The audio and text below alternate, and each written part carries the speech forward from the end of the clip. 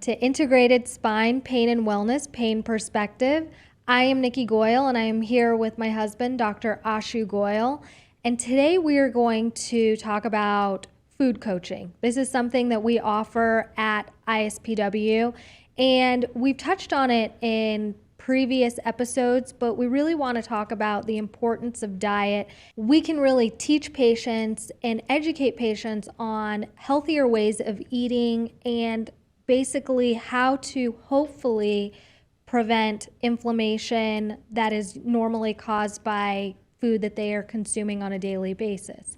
So, Dr. Goyle, can you first start and just basically touch on why it is so important for people to be mindful of what they're consuming on a daily basis? Sure. Every cell in our body needs nourishment, right? Yes. That nourishment comes in the form of water, sunlight, and food, right? Those are the three main things that nourish our cells.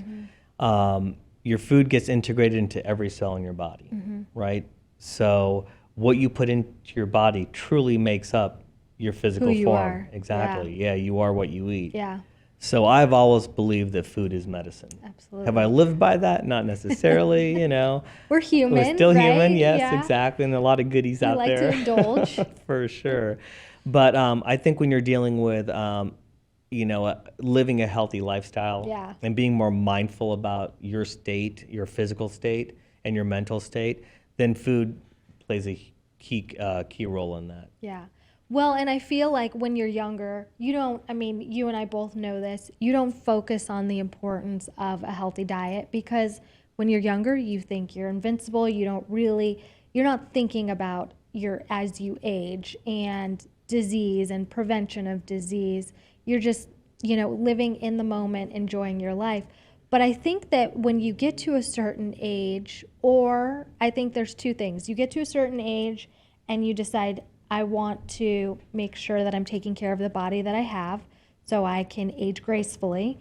Or you get diagnosed with a certain disease and it kind of, basically shows you that it's time to clean things up and start living a diet so you can hopefully reduce symptoms that may be caused by this disease. Or with patients that are coming into the clinic, people who have chronic pain, and inflammation. One of the ways that they can reduce that or hopefully prevent some of the symptoms is by limiting the inflammatory type foods that they're consuming. We've had patients that have come to us who have asked for guidance and coaching on how to eat healthy and how to even begin eating healthy, because a lot of people were not taught this growing up and aren't really sure where to even start. So, do you have any recommendations of how a patient can begin mindful eating? Patients have many resources available to them. Yeah. Social media is one great resource. Also at our practice, we're offering food coaching, so our patients can reach out to us directly. And Nikki has been an at-home chef for quite some time and practices very healthy and clean cooking and eating. And that's also a good way to jumpstart a healthy diet, really clean up the food that you're eating, limit processed foods, sugars, all these things that can over time create inflammation and create disease. Well, and I really learned about eating healthy and really changing my diet, not only from being married to you, because you've always, again, as we are humans, we like to indulge, but you have always been very mindful about what you're consuming and the ingredients and the things that we're buying at the store. And not only have you taught me a lot, but then in my mid-20s, being diagnosed with Hashimoto's, which is an autoimmune disease, it has not turned into, knock on wood, hypothyroidism. But my goal was to help possibly prevent it from turning into hypothyroidism. And one of the main ways to do that I've learned about was through diet. Being diagnosed with this autoimmune disease has really given me an education on why what you eat is so important. And even being married to you, had I never met you and we never had, been married, I probably wouldn't know everything that I know today and really wouldn't have done the research that I have done. And so over the years, I have found ways to, because I love food, I love to cook food, I love to eat food. And so I found strategic ways to still enjoy food without feeling like you're on a diet. And I think that that's really our main goal when helping patients who are looking to eat healthier. We are not here to treat, we are not here to diagnose, we're not here to do anything like that. We're just here to educate and to basically guide you in creating better options in your life. And I'm able to kind of take my own experiences and help patients figure out what is going to work for them without feeling like they have to deprive themselves of food and, enjoyment, basically. Sure. Yeah. And I think that once you implement the dietary changes and start eating cleaner, you'll find that when you do eat fast food or something that's processed, it really affects your body. It really does. Yeah. I mean, you and I both have experienced that together. I mean, if we eat poorly now, we feel it the next day. You feel like you literally have a food hangover. Absolutely. That's a really good way to describe it, is a food hangover. So, I think that you still have to enjoy your life and, eat sweets every now and again, but it's moderation. The key is moderation. And, if you can implement some of the healthy dietary choices that we're teaching over at ISPW, I think that can only enhance your overall well-being. And, Right. Well, and not trying to interrupt you, but substitutions as well. I mean, choosing better ingredients, better quality ingredients. So that's what I've really found has worked for me, because in the beginning, when I was trying to cut everything out, I became overwhelmed with the diet and with all of the things that I had to do, and it wasn't enjoyable. And then I ended up I stopped because I didn't want to do it. But then what I found was just choosing better substitutions. So, taking a look at, if you want to eat something sweet, instead of eating, maybe regular gummy bears that you'd buy at,